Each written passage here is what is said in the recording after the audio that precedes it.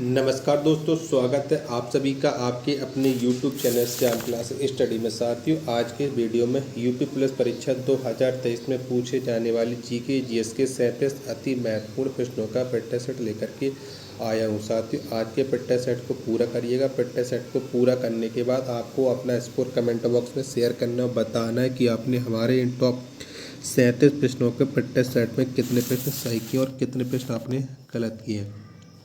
प्यारे साथियों, आप किसी भी एग्जाम की तैयारी कर लेना। जब तक आप प्रैक्टिस सेट नहीं लगाते हो तब तक आप एक अच्छा स्कोर करके नहीं आ पाते हो, क्योंकि प्रैक्टिस सेट एक ऐसा जरिया होता है जिससे अभ्यर्थी को पता चल पाता है कि उसकी तैयारी उस एग्ज़ाम के लिए कितनी हुई है।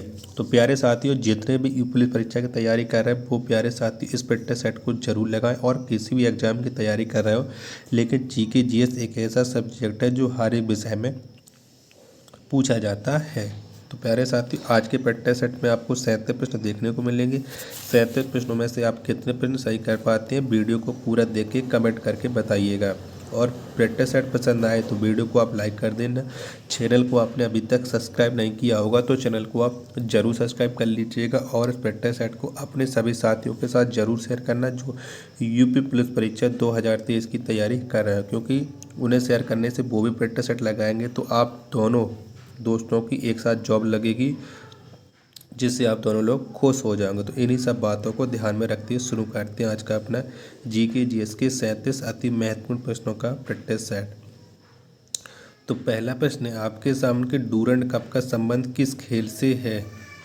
तो डूरंड कप, इसका संबंध है फुटबॉल से। ऑप्शन नंबर डी इसका राइट आंसर हो जाएगा। प्रश्न नंबर दूसरा है आपके सामने के राष्ट्रकूट वंश के संस्थापक कौन थे। तो राष्ट्रकूट वंश, इसके संस्थापक थे दंती दुर्ग। कौन? दंती दुर्ग। ऑप्शन नंबर बी इसका राइट आंसर हो जाएगा। प्रश्न नंबर 13 है आपके सामने कि उच्च न्यायालय किस अनुच्छेद के तहत रिट जारी करता है। तो उच्च न्यायालय अनुच्छेद 226 के तहत रिट जारी करता है। ऑप्शन नंबर सी इसका राइट आंसर हो जाएगा। आप जानते हैं कि उच्च न्यायालय 5 प्रकार की रिटें जारी कर सकता है। डॉगर बैंक किसके लिए प्रसिद्ध है। तो डॉगर बैंक ये प्रसिद्ध है मछली के लिए। ऑप्शन नंबर सी इसका राइट आंसर हो जाएगा। प्रश्न नंबर 5 है आपके सामने कि आधुनिक भारत के मनु किसे कहा जाता है। तो आधुनिक भारत के मनु ये कहा जाता है डॉक्टर BR अम्बेडकर को। ऑप्शन नंबर बी इसका राइट आंसर हो जाएगा। प्रश्न नंबर 6 है आपके सामने किताब उल हिंद के लेखक कौन हैं। तो किताब उल हिंद, इसके लेखक है अल बरूनी। कौन? अल बरूनी। ऑप्शन नंबर ए इसका राइट आंसर हो जाएगा। प्रश्न नंबर 7 है आपके सामने कि ईस्ट इंडिया कंपनी को बंगाल, बिहार एवं उड़ीसा की दीवानी कब प्राप्त हुई थी। तो ये दीवानी प्राप्त हुई थी 1760 में। ईस्ट इंडिया कंपनी को बंगाल एवं बिहार एवं उड़ीसा की दीवानी। ऑप्शन नंबर सी इसका राइट आंसर हो जाएगा। विश्व का सबसे शुष्क रेगिस्तान कौन है। तो विश्व का सबसे शुष्क रेगिस्तान ये है आटाकामा। ऑप्शन नंबर बी इसका राइट आंसर हो जाएगा। प्रश्न नंबर 9 है आपके सामने कि एटलस पर्वत किस महाद्वीप पर स्थित है।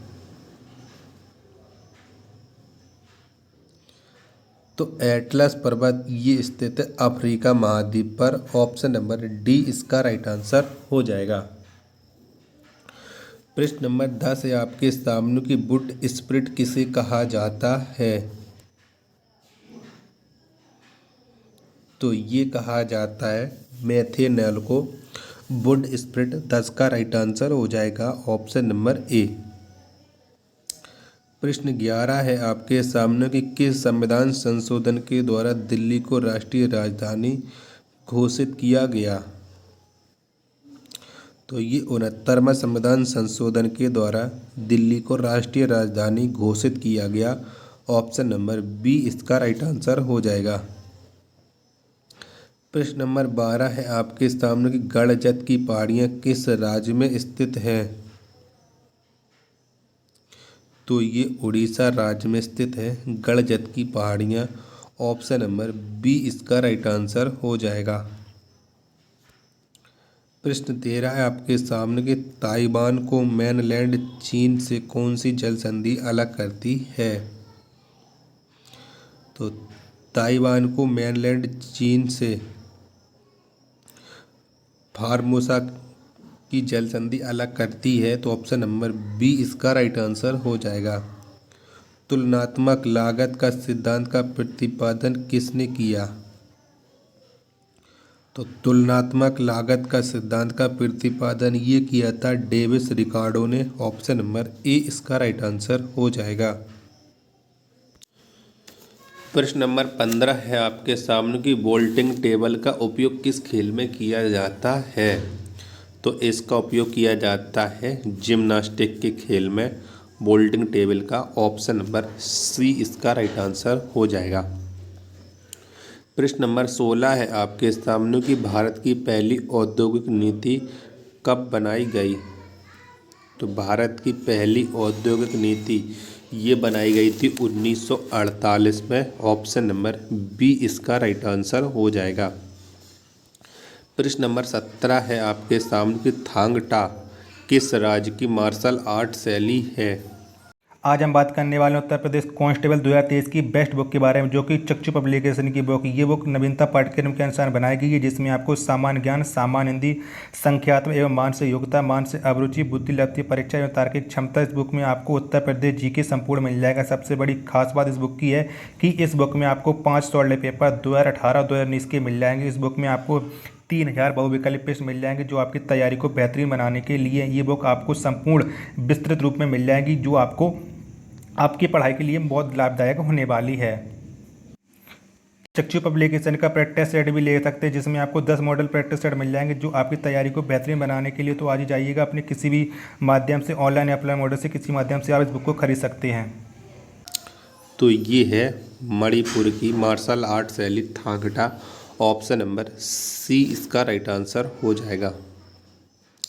प्रश्न 18 है आपके सामने कि ढाका शहर किस नदी के किनारे स्थित है। तो ढाका शहर ये स्थित है बूढ़ी गंगा नदी के किनारे। ऑप्शन नंबर सी इसका राइट आंसर हो जाएगा। प्रश्न नंबर 19 है आपके सामने कि मुगल बादशाह अकबर ने इबादत खाना कहाँ पर स्थापित करवाया था। तो ये स्थापित करवाया था इबादत खाना फतेहपुर सीकरी में मुगल बादशाह अकबर ने। तो 19 का राइट आंसर हो जाएगा ऑप्शन नंबर डी। प्रश्न नंबर 20 है आपके सामने कि अगस्त प्रस्ताव की घोषणा किसने किया था। तो किसने की थी। तो अगस्त प्रस्ताव की घोषणा ये की थी लॉर्ड लिनथगो ने। ऑप्शन नंबर ए इसका राइट आंसर हो जाएगा। प्रश्न नंबर 21 है आपके सामने कि विक्रमशिला विश्वविद्यालय का अवशेष कहाँ पर स्थित है। तो विक्रमशिला विश्वविद्यालय के जो अवशेष है ये स्थित है भागलपुर में। ऑप्शन नंबर डी इसका राइट आंसर हो जाएगा। प्रश्न नंबर 22 है आपके सामने कि बेरिलियम का परमाणु क्रमांक कितना होता है। तो बेरिलियम इनका परमाणु क्रमांक होता है 4। कितना 4 होता है। ऑप्शन नंबर डी इसका राइट आंसर हो जाएगा। प्रश्न 23 है आपके सामने कि मद्रास एवं बॉम्बे की विधायी शक्तियों के विकेंद्रीकरण की प्रक्रिया किस एक्ट के द्वारा पारित किया गया। तो कौन से एक्ट के द्वारा पारित किया गया था बॉम्बे एवं मद्रास की विधायी शक्तियाँ। तो ये भारतीय परिषद अधिनियम 1861 के तहत पारित किया गया। तो ऑप्शन नंबर बी इसका राइट आंसर हो जाएगा। प्रश्न 24 है आपके सामने कि पुदुचेरी किस उच्च न्यायालय के अधिकार क्षेत्र में आता है।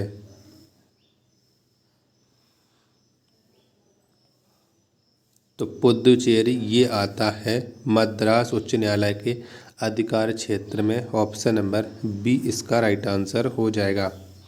महरौली का लोह स्तंभ कहाँ पर स्थित है। मेहरौली का लोह स्तंभ ये स्थित है दिल्ली में। ऑप्शन नंबर सी इसका राइट आंसर हो जाएगा। अलाई दरवाजा को किसने बनवाया था? प्रश्न नंबर 26 बताइएगा। तो अलाई दरवाजा को बनवाया था अलाउद्दीन खिलजी ने। तो 26 का राइट आंसर हो जाएगा ऑप्शन नंबर डी। प्रश्न 27 है आपके सामने कि फिनोन का रासायनिक सूत्र क्या है? तो C6H5OH ये फिनोन का रासायनिक सूत्र है। ऑप्शन नंबर ए इसका राइट आंसर हो जाएगा। प्रश्न 28 है आपके सामने कि स्वर्ण क्रांति का संबंध किसके उत्पादन से है?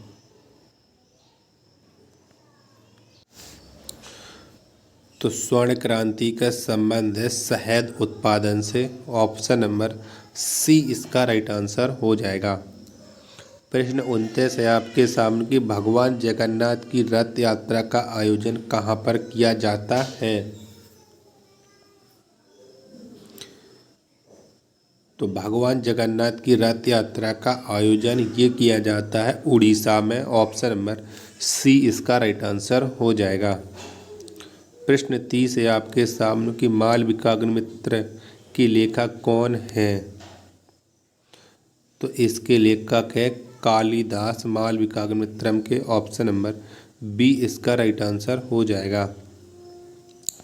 प्रश्न 31 है आपके सामने कि संविधान संशोधन की प्रक्रिया का वर्णन किस अनुच्छेद में है?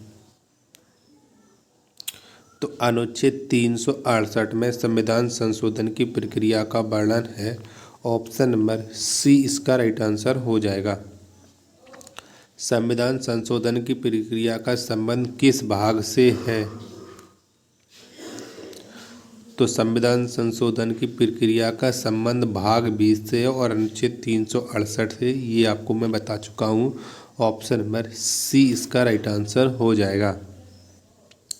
प्रश्न 33 से आपके सामने की कौन सी जल संधि तस्मानिया को ऑस्ट्रेलिया से अलग करती है? तो बॉस जल संधि तस्मानिया को ऑस्ट्रेलिया से अलग करती है। ऑप्शन नंबर बी इसका राइट आंसर हो जाएगा।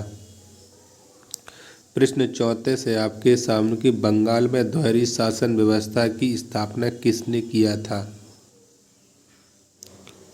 तो रॉबर्ट क्लाइव ने बंगाल में दोहरी शासन व्यवस्था की स्थापना किया था। ऑप्शन नंबर बी इसका राइट आंसर हो जाएगा।